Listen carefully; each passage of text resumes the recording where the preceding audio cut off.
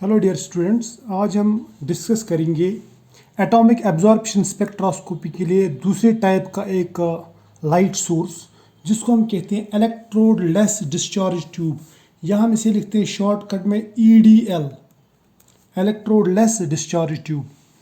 ठीक है, तो इससे पहले जो हमने डिस्चार्ज ट्यूब डिस्कस किया था, hollow cathode lamp. Hollow cathode lamp में प्रॉब्लम क्या आती थी, उसमें वो HCl जो है, HCl हॉलो कैथोड लैंप, वो लेस स्टेबल रहता है, लेस स्टेबल। और ख़ासकर उसकी दूसरी बात जो है, वो जो प्रॉब्लमेटिक है कि उसमें इंटेंसिटी कम रहती है, इंटेंसिटी ऑफ लाइट जो है वो कम रहती है, यानी उसमें कम रेडिएशन निकलते हैं। जबकि EDL में रेडिएशन जो है वो ज़्यादा रहते हैं, यानी इंटेंसिटी इसकी ज़्यादा रहती है। क्लियर। और एक ड्रॉबैक मैंने आपको बताया था, अगर आपको याद होगा, मैंने ये बताया था कि ये हम यानी HCl हम आर्सेनिक या इसी तरह से लेड वगैरह जो है, लेड या टिन या बिस्मत, इस तरह के एलिमेंट्स के लिए यूज़ नहीं कर सकते, यानी जो वोलाटाइल एलिमेंट्स हैं या जैसे मरकरी भी है, तो उनके लिए हम ये यूज़ नहीं कर सकते। कौन? HCl hollow cathode lamp. तो अब उसका जो रिप्लेसमेंट है वो है EDL, यानी ऐसे एलिमेंट्स के लिए हम यूज़ करते हैं इलेक्ट्रोड लेस डिस्चार्ज ट्यूब। ठीक है, अब इलेक्ट्रोड लेस डिस्चार्ज ट्यूब का क्या बेनिफिट है, सबसे पहले बताऊं कि इसकी जो इंटेंसिटी रहती है, किसकी? इलेक्ट्रोड लेस डिस्चार्ज ट्यूब की जो लाइट इंटेंसिटी रहती है वो रहती है 10 to 100 times greater than HCl, यानी इसकी लाइट से इसकी जो इंटेंसिटी है वो ज़्यादा रहती है। क्लियर। और दूसरा, ये इन सब्सटेंसेस यानी वोलाटाइल सब्सटेंसेस के लिए हम इजीली इस्तेमाल कर सकते हैं, यानी वोलाटाइल मेटल्स के लिए हम इजीली इस्तेमाल कर सकते हैं। समझ में आया? अब क्वेश्चन ये बनता है कि ये इलेक्ट्रोड लेस डिस्चार्ज ट्यूब कैसा रहता है। तो इसके लिए मैं आपको बताता हूँ पहले इसका स्ट्रक्चर, इसका एक डायग्राम बताता हूँ। मान लीजिए मेरे पास में ये इलेक्ट्रोड लेस डिस्चार्ज ट्यूब है जो मैं बना रहा हूँ यहाँ पे। ये ट्यूब है, इस तरह का एक ट्यूब रहता है। यहाँ पे ये कॉर्ड्स विंडो है, ठीक है, कॉर्ड्स विंडो। ठीक, अब इस कॉर्ड्स विंडो की इस साइड में यहाँ पे एक बल्ब रहता है, ठीक, जिसको आप इवैक्यूएट कर सकते हैं। ये मान लो ये वैक्यूम है, ठीक। मैं इसको बोल सकता हूँ कि ये जो बल्ब है ये इवैक्यूएटेड है, इवैक्यूएटेड बल्ब, यानी इसमें कोई दूसरी चीज़ नहीं रहनी चाहिए। क्लियर। ये होगा यहाँ तक। अब क्या करते हैं हम, इस बल्ब में हम जिस मेटल का हमें एनालिसिस करना हो, जिसका हमें AAS करना हो, यानी एटॉमिक एब्जॉर्प्शन स्पेक्ट्रोस्कोपी जिसका हमें करना हो, वो मेटल हम इसमें रखते हैं। या तो इसमें मेटल रखेंगे, वो मेटल या फिर सॉल्ट भी चल जाता है, मेटल सॉल्ट। ठीक है, यहाँ तक समझ में आया?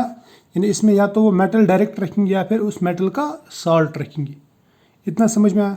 उसके बाद में इसमें भर देते हम लो प्रेशर पे एर्गॉन गैस।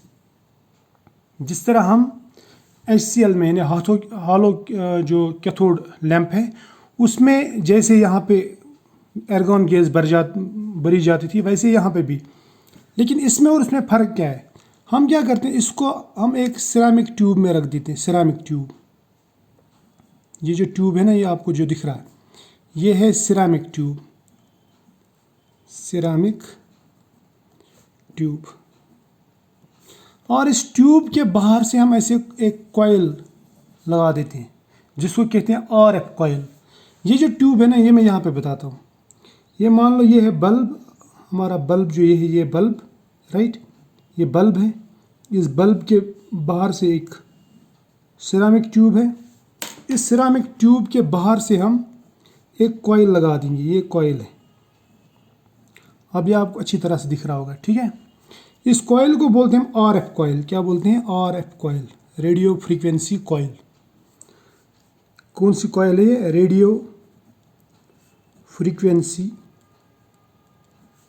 कॉइल, यानी इसके थ्रू जब हम इलेक्ट्रिसिटी पास करते हैं तो वो, या इसके थ्रू हम सिंपली बोल सकते हैं इसके थ्रू हम रेडियो फ्रीक्वेंसीज पास कर सकते हैं, या यहाँ पे रेडियो फ्रीक्वेंसीज जनरेट कर सकते हैं। क्लियर?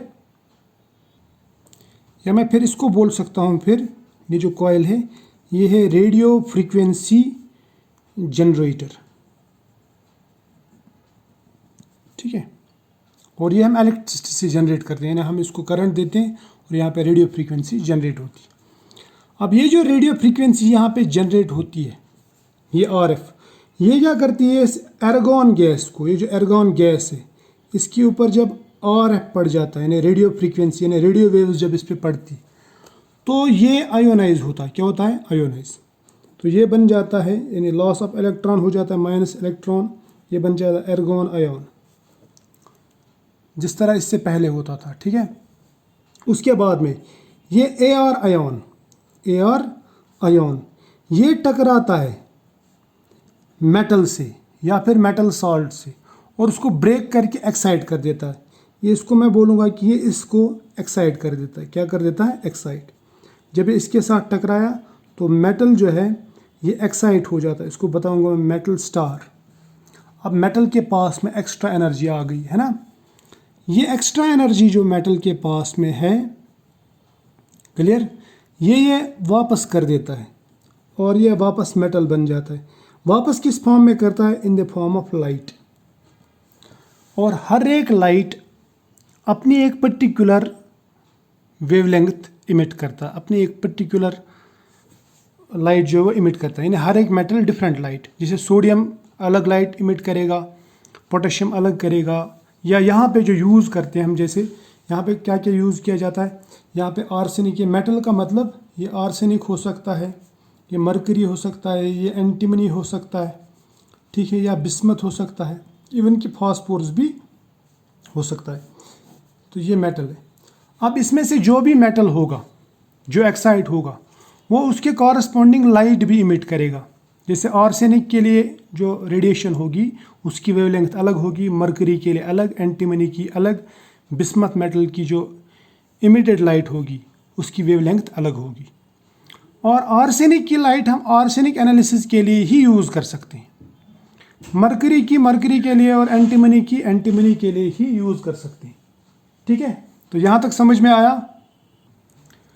तो इस तरह ये लाइट निकलती है और हम जिस एलिमेंट से हम लाइट बनाते हैं उसी एलिमेंट को हम डिटेक्ट कर सकते हैं। जैसे आर्सेनिक को डिटेक्ट करना हो तो हम बल्ब में आर्सेनिक रखेंगे यहाँ पे और विद एर्गॉन। मरकरी को डिटेक्ट करना हो तो यहाँ पे बल्ब भी उसी का बनाएंगे। समझ में आया ना? तो ये जो मैंने आपको बताया ये ट्यूब, यहाँ से जब ये एक्साइटेशन हो जाती है, ये जो मैंने बताया यहाँ पे ये एक्साइटेशन होती है इस बल्ब के अंदर, फिर यहाँ से ये लाइट निकलती है, जो लाइट मैंने बताई आपको, ये लाइट यहाँ से निकलती है और सीधा इस क्वार्ट्ज ट्यूब के थ्रू पास होती है और हम इसको सैंपल के थ्रू पास करते हैं। तो ये इसको बोल सकता हूँ ये इमिटेड लाइट है।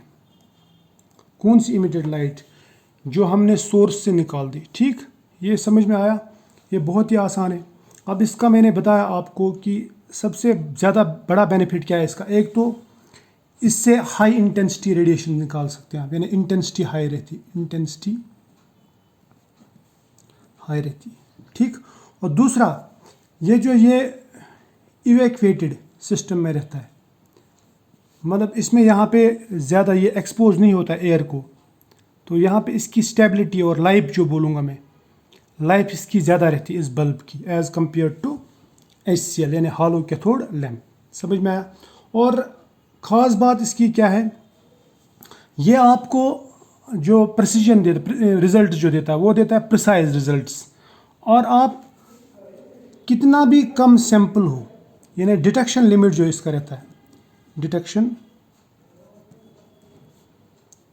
लिमिट वो बहुत कम रहता है। मतलब आप कम से कम कितना भी कम सैंपल रहे आप उसमें से आपका जो रिक्वायर्ड एलिमेंट है उसको डिटेक्ट कर सकते हैं। क्लियर? तो आई होप ये आपको समझ में आया होगा यहाँ तक।